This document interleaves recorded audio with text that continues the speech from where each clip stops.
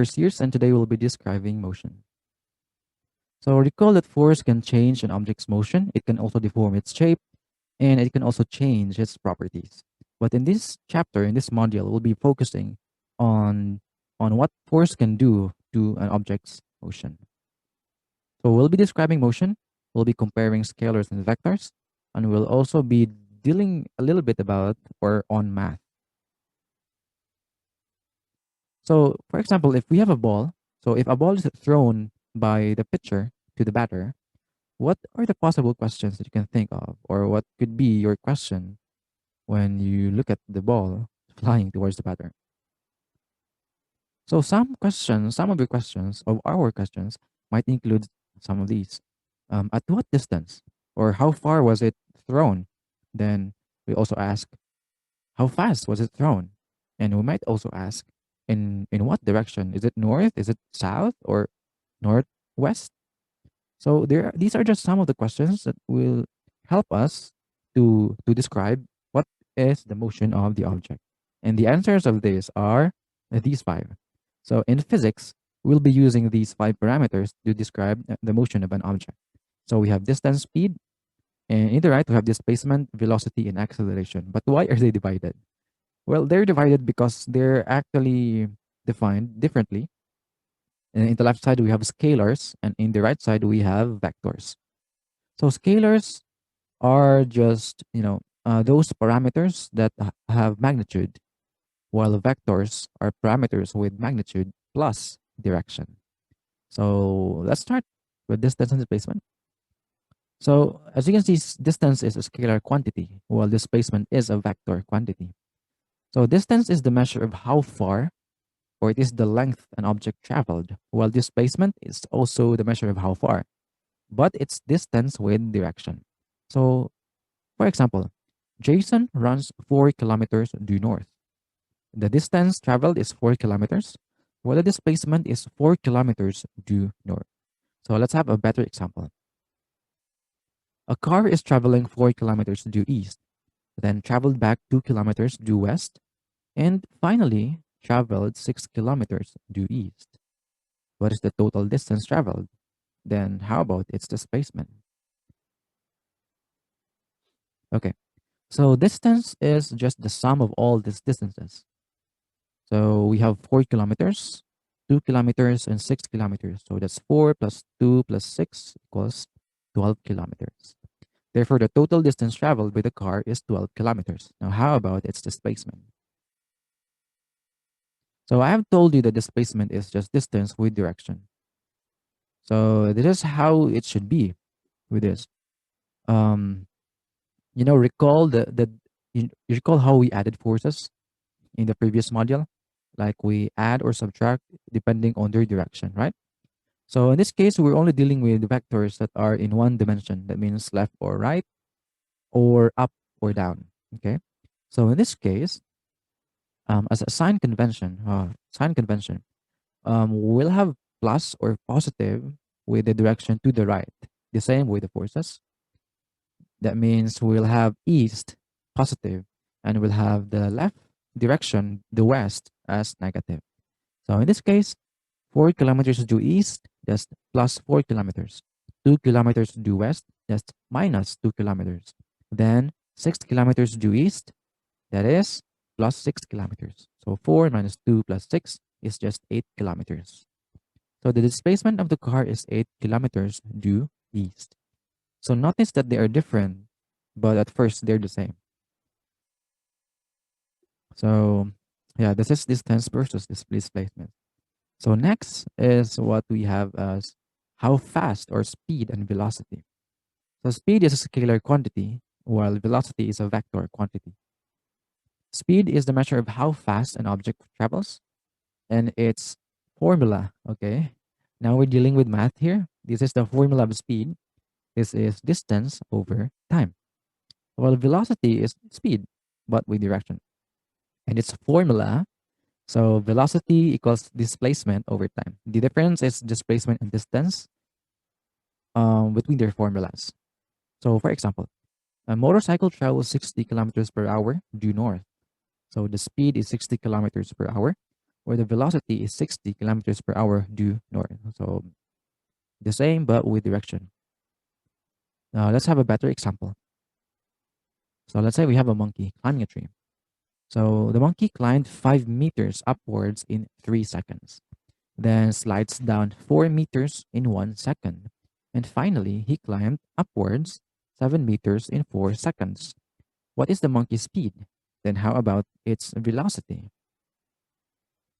Okay, so compared to the one that we have earlier about the example of distance and displacement, this one is the direction of this is up and down. So a sign convention again, up is positive and down is negative. So let's have the speed. So the once again, the formula of speed is distance over time. So in order to solve for speed, we must also know its distance and time. So we'll solve the distance.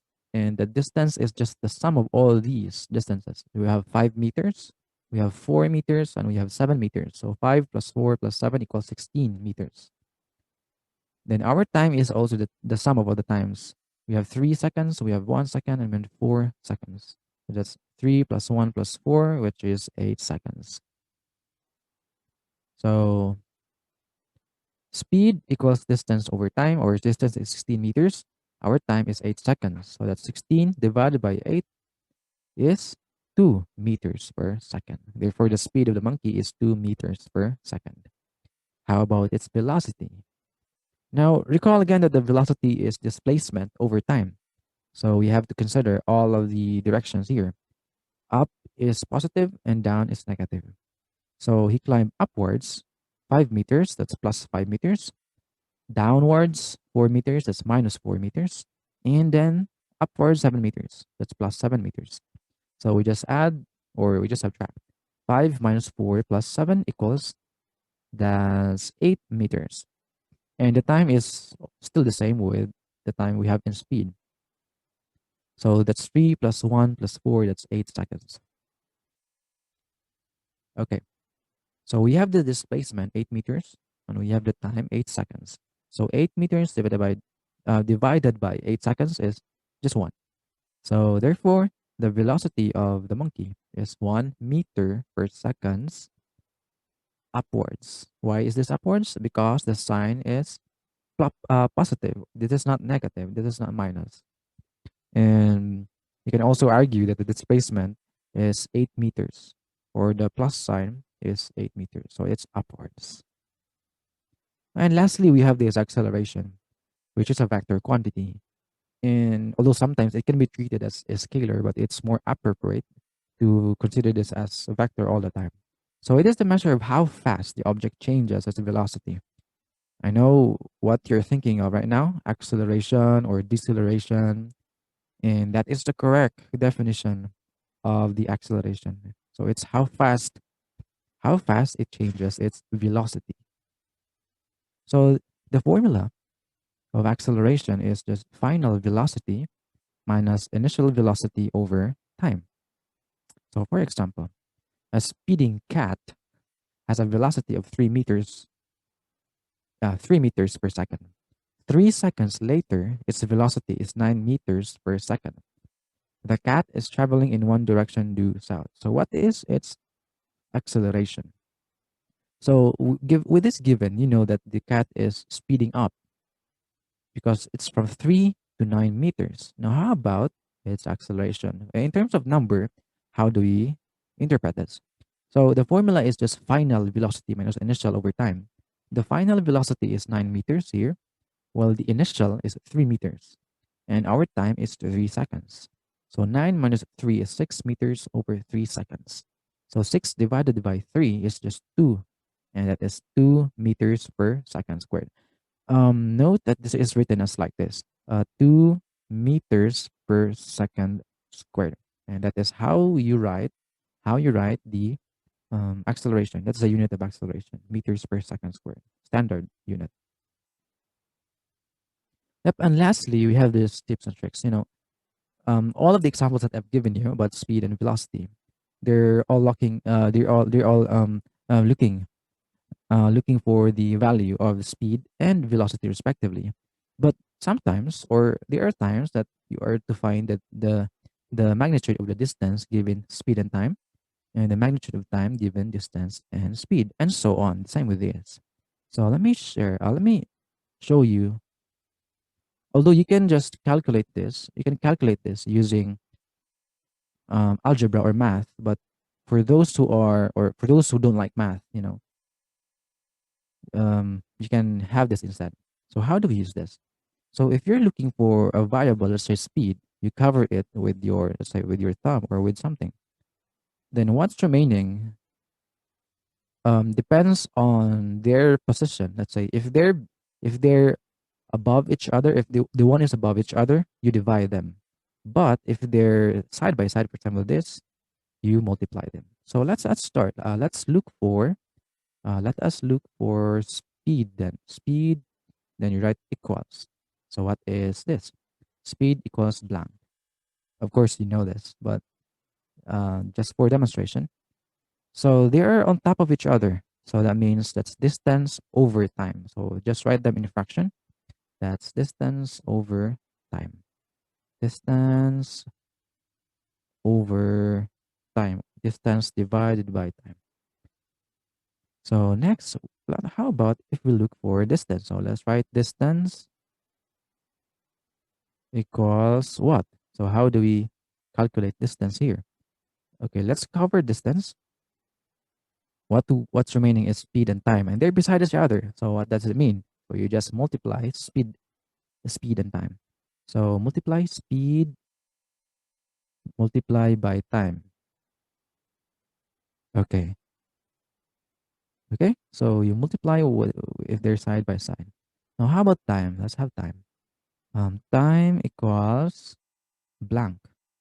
Okay, let's have this. So let us cover time and let us look for the the equivalent of this.